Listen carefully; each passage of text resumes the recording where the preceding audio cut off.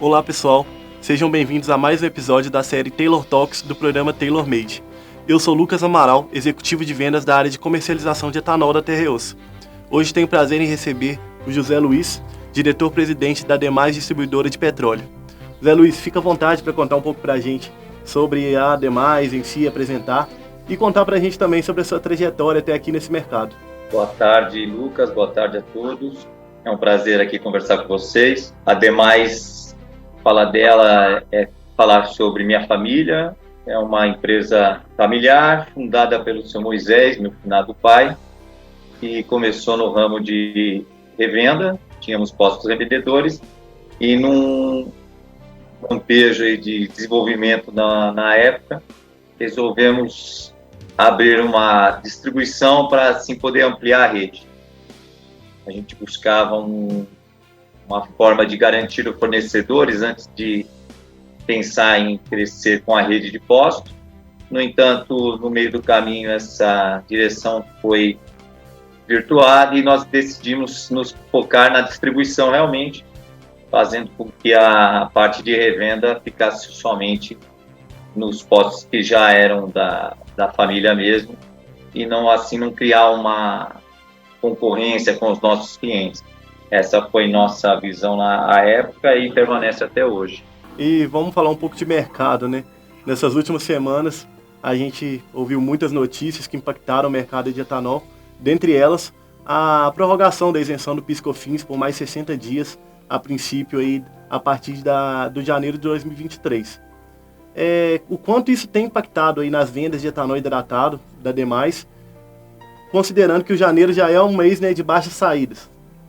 Janeiro ele projeta sempre um pouco menos vendas, mas lógico, depende muito da praça de consumo, né? Se for um local de veraneio, de férias, a gente até mantém o marketing entre gasolina e etanol. A queda é proporcional também. Mas, sim, a paridade gasolina-etanol tem influência grande ainda nos consumidores. Então, logicamente que quando não houve a oneração, quer dizer, o etanol ficou um pouco prejudicado e, com isso, realmente, as vendas estão ainda bem represadas, aí também paradas. Certo. E até seguindo essa mesma linha, a gente está saindo de um ano aí com bastante oscilações nos preços de etanol, muito devido aos reajustes sobre combustíveis, movimentações referentes a impostos, incertezas quanto à duração e desdobramentos da guerra na Europa, por exemplo. Enfim, para esse ano, você tem uma perspectiva de uma maior estabilidade quanto a esses temas? A expectativa, a partir da definição, principalmente da parte tributária, dos impostos, ela gera uma maior previsibilidade para o etanol, sim. Eu acho que isso vai melhorar, pelo menos a gente ter uma previsibilidade e o marketing começar a se equilibrar um pouco melhor.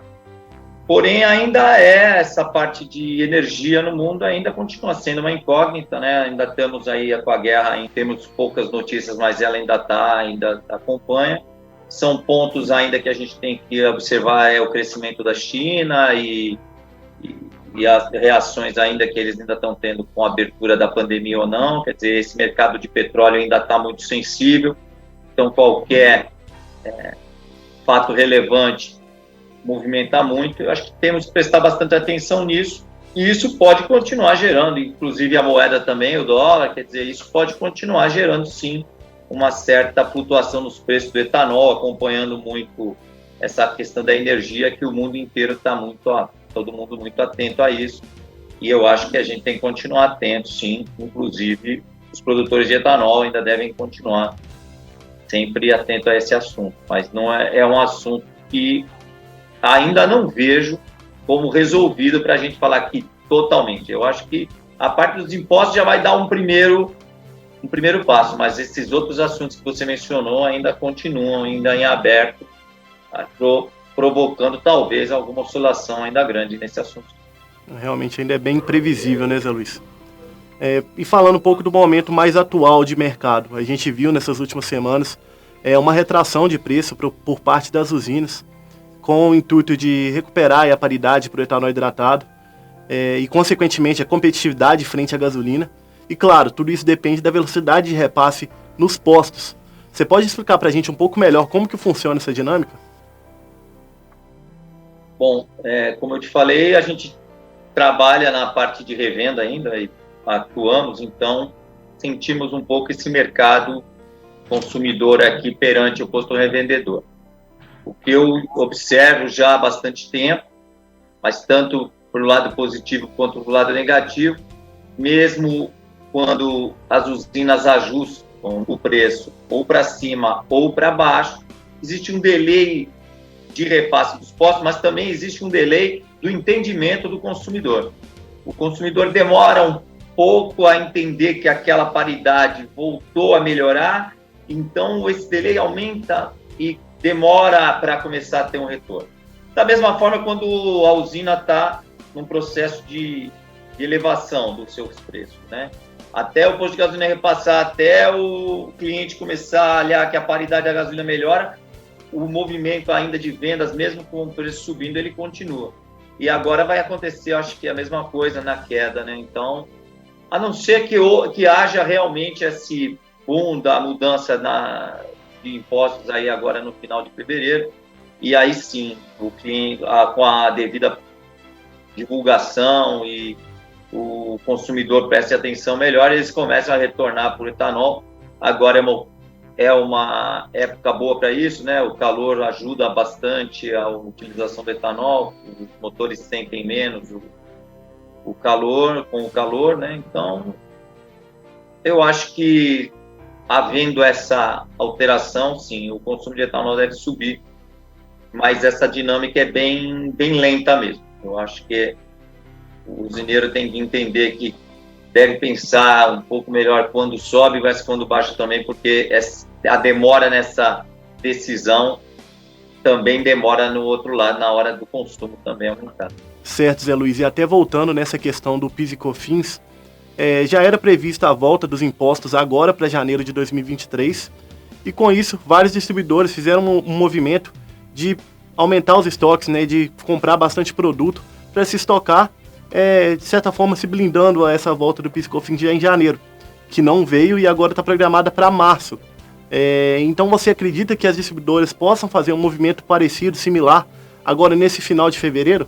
Aí são alguns fatores, né?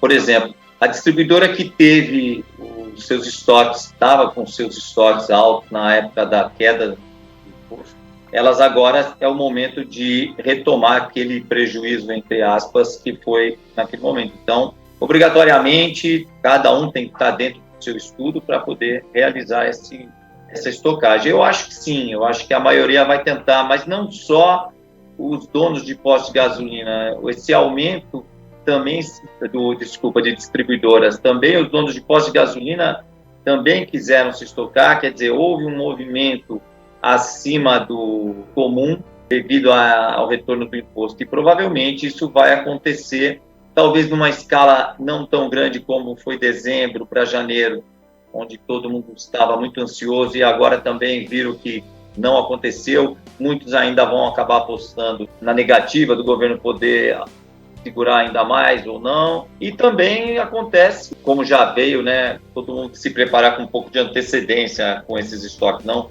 deixar para o último momento. Mas sim, eu acho que haverá aí uma procura de virar com seus estoques melhor possível, né? E também temos a distribuidora tem, né, o estoque médio semanal, principalmente na parte de hidrocarboneto, né, gasolina e diesel, não no etanol, porém nos outros produtos sim. Então nós também temos aí esse limitador, e quando tem esse excesso de procura, acaba que a gente não tem como atender, porque também temos que pensar no estoque médio semanal, que é uma obrigação que temos que cumprir para a ANP, e isso tem que ser levado em consideração.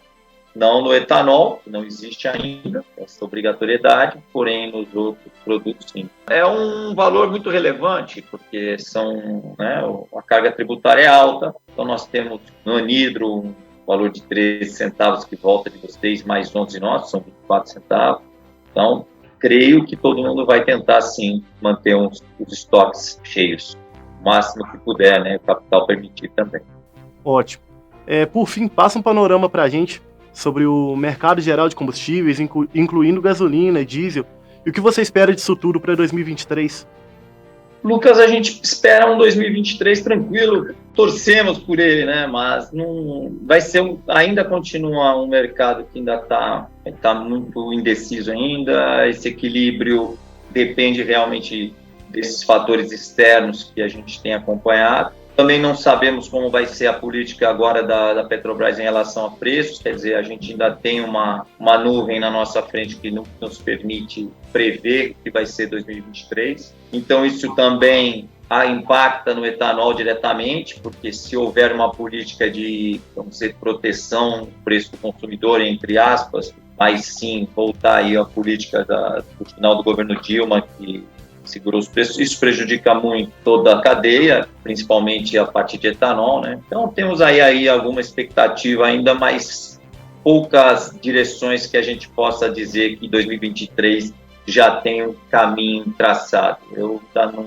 consegui visualizar, esse ano ainda não tenho informações suficientes para poder marcar alguma coisa ou deduzir o que possa acontecer. E torço para que seja um ano bom, que o país consiga superar aí as suas diferenças e criar um ambiente bom para os negócios, mas algumas definições devem ser colocadas na mesa e decididas logo no começo, senão vai ser bem complicado a gente prever alguma coisa. Aguardamos, né?